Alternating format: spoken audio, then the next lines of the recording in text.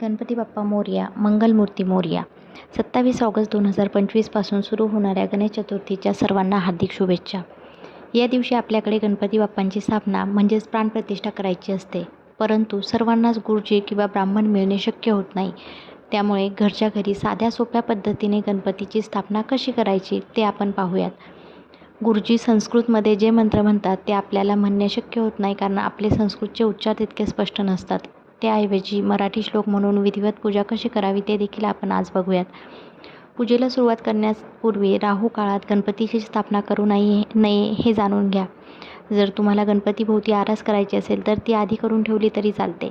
पूर्वतयारीमध्ये पूजेचे साहित्य तयार ठेवावे, ज्यामध्ये शुद्ध पाणी, पंचामृत, तांदूळ, हळदी-कुंकू, अक्षता, गूळ, खोबरे, जानवे, कापसाचे वस्त्र, माळ, धूप, अगरबत्ती, कापूर, कापसाच्या वाती, 5 प्रकारची फळे, एक नवीन वस्त्र किंवा लाल वस्त्र, शुद्ध गाईचं तूप, ताम्हाण, पळी, नैवेद्यासाठी मोदक किंवा लाडू, रांगोळी, लाल पिवळी फुले, विड्याची पाने, दुर्वा, आघाडा, कळशावर ठेवण्यासाठी नारळ आणि हात पुसण्यासाठी नॅपकिन असावा.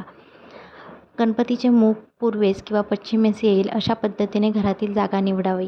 बाजारातून खरेदी केल्यावर एका नवीन किंवा लाल वस्त्राने गणपतीची मूर्ती झाकून घरी आणावी. सर्वप्रथम ज्या ठिकाणी आपण गणपती बसवणार आहोत ती जागा स्वच्छ करून गोमूत्र शिंपडावेत.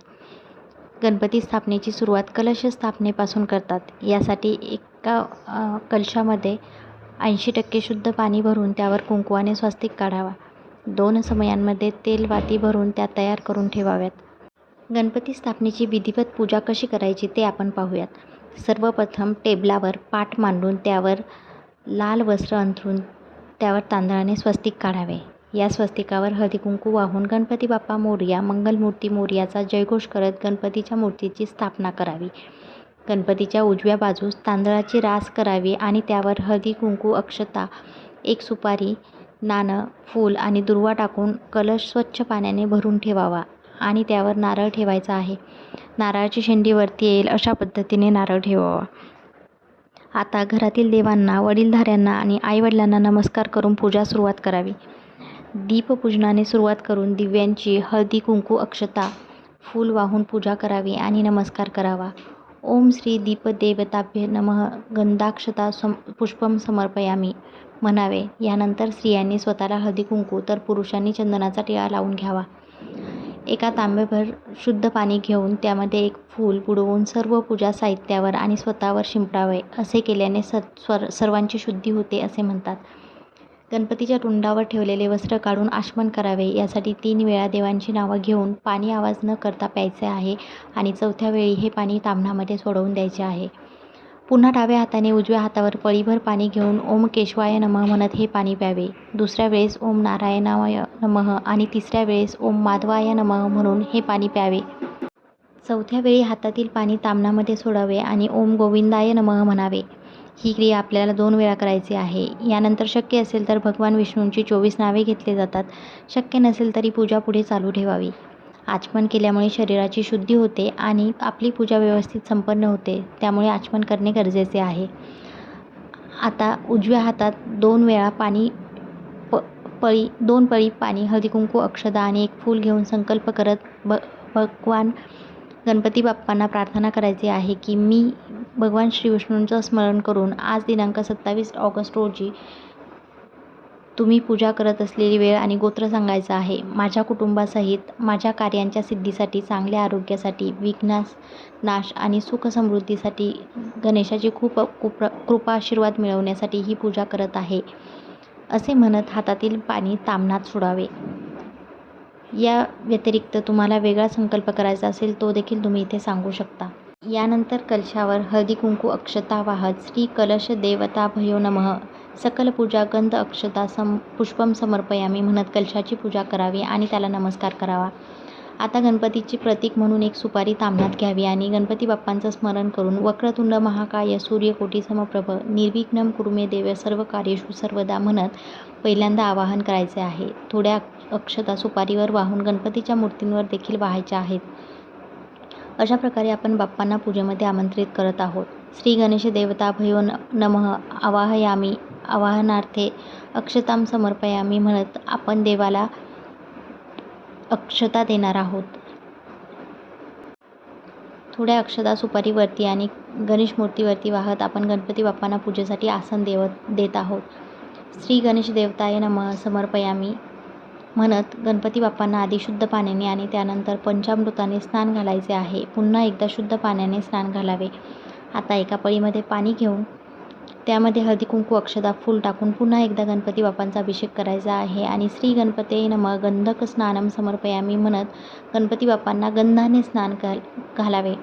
प्रत्येक वेळी अभिषेक करताना ओम गणपते नमः श्री गणेशाय नमः हा मंत्र म्हणावा.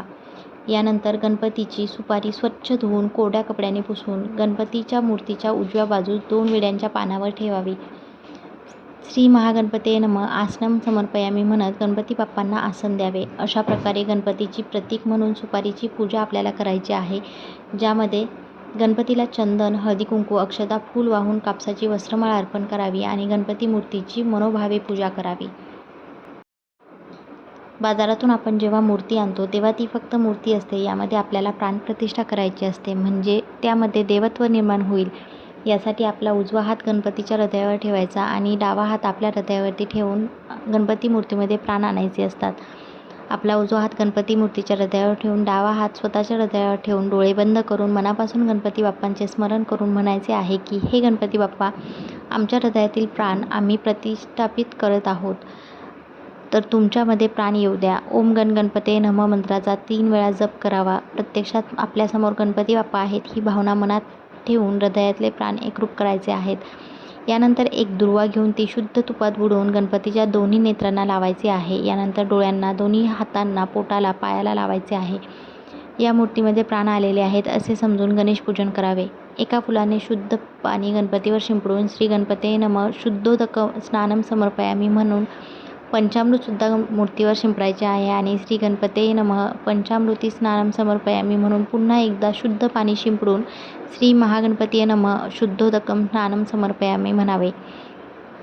गणपती मूर्तीला गंध किंवा चंदन आणि हळदी कुंकू लावून श्री महागणपती नमः विलेपनार्थे चंदनम समर्पयामी, श्री महागणपती नमः हरिद्रा कुंकुम समर्पयामी. यानंतर अलंकार म्हणून अक्षता अर्पण कराव्यात आणि श्री महागणपती नमः अलंकारार्थे अक्षता समर्पयामी म्हणावे. आता गणपतीला जानवे घालायचे आहे. डाव्या खांद्यावरून त्यांच्या उजव्या खांद्याखाली जानवे अर्पण करावे आणि श्री महागणपती नमः यज्ञोपवती समर्पयामी म्हणावे.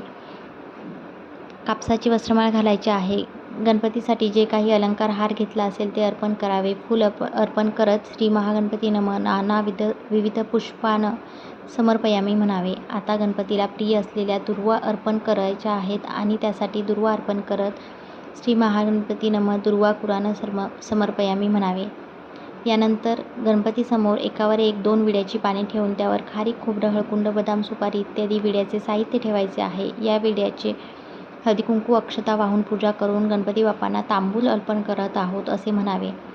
घंटेची अक्षता, हळदी कुंकू अक्षता, फूल अर्पण करून पूजा करावी आणि तिला गणपती बाप्पांच्या उजव्या बाजूला ठेवावे. घंटा देवता भयो नमः सकल पूजा गंधाक्षतास पुष्पम समर्पयामी म्हणावे. शंख असल्यास तो गणपतीच्या डाव्या बाजूस ठेवून त्याचेही पूजन करावे. यानंतर गणपतीला धूप दीप ओवाळायचा आहे आणि श्री महागणपते नमः धूपम समर्पयामी, श्री महागणपते नमः दीपम समर्पयामी म्हणायचे आहे. आता गणपती बाप्पांसमोर आपल्या मधल्या 2 बोटाने पाण्याचा चौकोन करायचा आहे आणि यावर नैवेद्य ठेवायचा आहे. या दिवशी गणपतीला प्रिय असलेले मोदक नैवेद्य म्हणून दाखवावे, पण जर शक्य नसल्यास गूळ, खोबरे, लाडू, पेढे, मिठाई इत्यादी गोड पदार्थांचा नैवेद्य दाखवला तरी चालतो. नैवेद्याभोवती किमान 3 वेळा पाणी फिरवत श्री महागणपते नमः नैवेद्यम समर्पयामी म्हणावे. यानंतर काही फळांचा नैवेद्य दाखवला तरी चालतो. आता डाव्या हाताने घंटा वाजवून उजव्या हाताने अगरबत्ती ओवाळावी. गणेश पूजा होईपर्यंत अखंड गणेशाचे नामस्मरण करावे. शेवटी सहकुटुंब आरती करून घरातील सर्व सदस्यांनी गणपती बाप्पांना प्रार्थना करावी की हे गणपती बाप्पा, तुझी कृपादृष्टी आमच्यावर अखंड राहू दे. घालीन लोटांगण म्हणत स्वतःभोवती एक प्रदक्षिणा घालून मंत्रपुष्पांजली अर्पण करावी.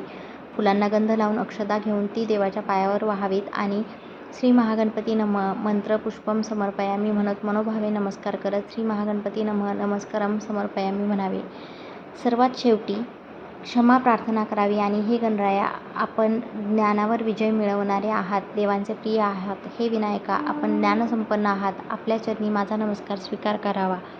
आपण नेहमी चांगल्या कार्यात येणाऱ्या विघ्नांचा नाश करावा आणि आजची पूजा करत असताना माझ्या हातून कळत नकळत काही चूक घडली असेल तर मोठ्या मनाने माफ करावे.